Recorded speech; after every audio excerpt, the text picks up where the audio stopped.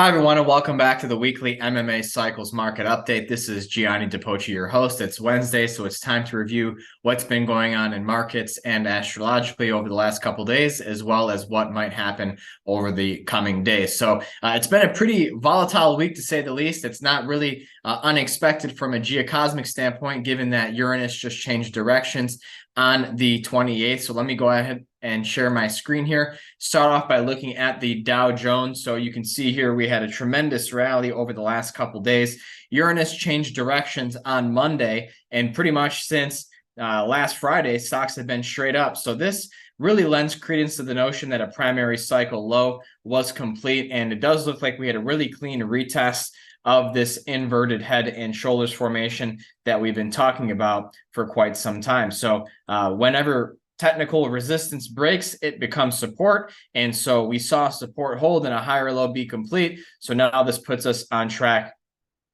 for a potential run at new multi-month highs. But it's not a guarantee, so to speak, because in the coming days, we do have Venus going direct on the 3rd of September. And then the next day, Jupiter is going to begin its retrograde motion on the 4th until the end of the year. It goes direct on December 31st of this year. And then next Thursday on the 8th of September, we will have Jupiter, the sun forming a trine to Jupiter. But I really liked what we see here in the NASDAQ as well, because Uranus rules tech, and NASDAQ is a tech-heavy index. We've been rallying for longer in the NASDAQ. That's a pretty good sign, and we did break an initial level of technical resistance here, and that's not uncommon to see whenever Uranus is changing directions, because Uranus is the planet of unpredictability.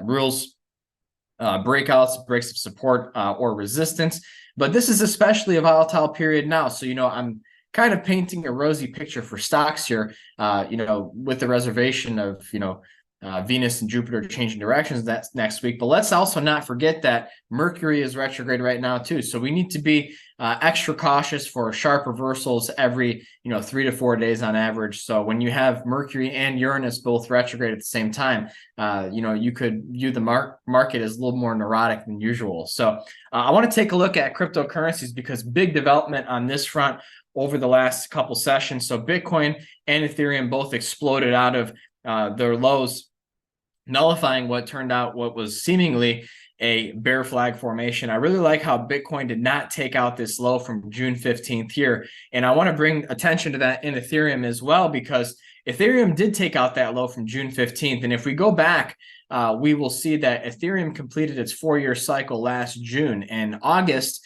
is the 14th month in that cycle.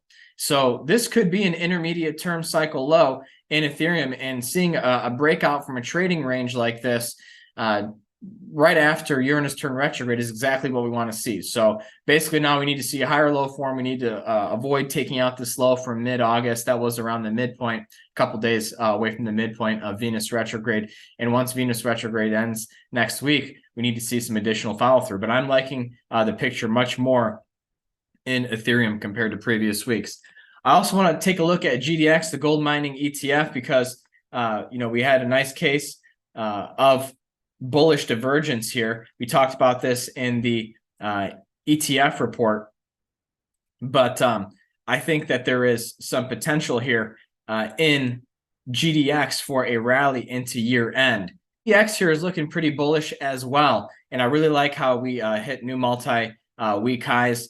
For me, the big thing is that we close near the highs of the week, and so we have a couple days left now. We do have a slew of Jupiter aspects coming up over the next couple of sessions, so I think some caution is advised here, because metals tend to not like Jupiter signatures. But if we can make it through that without a significant reversal, I think that's a really good sign for precious metals over the next several months. I also want to take a look at USO, the crude oil ETF. It looks like we just completed a primary cycle low here as well. Now, Jupiter does co-rule energy, and crude oil does like Jupiter. So, with this Uranus period that we're in, we completed a higher low. We could see a break to new multi-month highs here over the next couple of weeks. And I'm not ruling out a return to the former multi-month highs in crude oil by the end of the year. Let's take a look at the 10-year Treasury yield.